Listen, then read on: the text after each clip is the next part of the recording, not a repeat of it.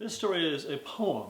It's a cowboy poem written by Waddie Mitchell, and I got it out of this book, The More Best Loved Stories Told at the National Storytelling Festival. It's published by August House.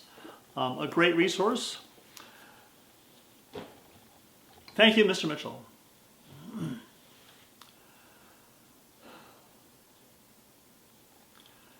Way out west, in the days of old, before the mines closed down when they ran out of gold, the folks saw a great opportunity, so they built a mighty fine community. They built a school where the 3 R's are taught. And they built a church on the corner lot, painted it white with steeple high, so it greeted the folks as they's passing by. Now they had a judge, a sheriff, and a mayor, but they needed a preacher to keep things square. So they sent back east, which was the general rule, and they got one, fresh out of divinity school. When Sunday came, he was all decked out, ready to preach his sermon, to whisper and shout. But when he stepped up to the podium, it was pretty obvious. No one come. Except for one old cowboy in a pew back there, with his Sunday shirt and his slicked down hair. He didn't say much, just looked at the floor, with occasional glance to the church front door. Well, time stood still for quite a while.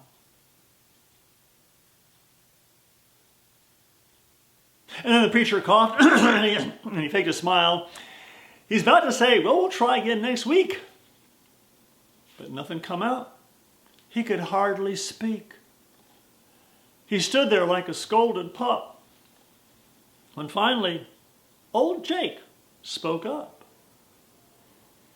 Now, parson, 'tain't your fault. This church ain't like no vault. Those doors ain't locked to keep folks out. If you don't preach now, Satan's won this bout.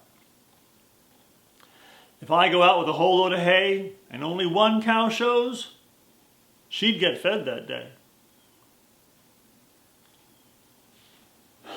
Now this preacher, over the last several days, was having to cope with these strange Western ways. But seeing as how he had just heard his call from this profound man with his Western drawl, he fixed his collar and he stood up straight. He started to expound on the pearly gates, while he shocked himself at his total recall of the book he was shaking, chapter, verse, and all. It was on God's omnipotent mighty power that he lectured on for nearly an hour.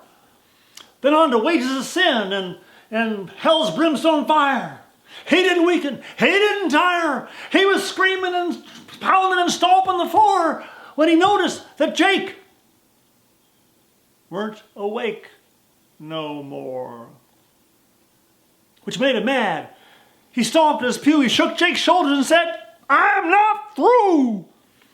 It was you that told me about the cow being fed, and now you're acting like you're home in bed." Well, parson, those words I said to you about the load of hay, well, they stand true. That cow would get fed. It's the cowboy code.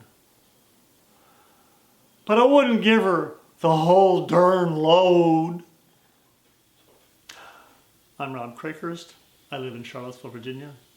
I hope you enjoyed that story. Have a quality quarantine.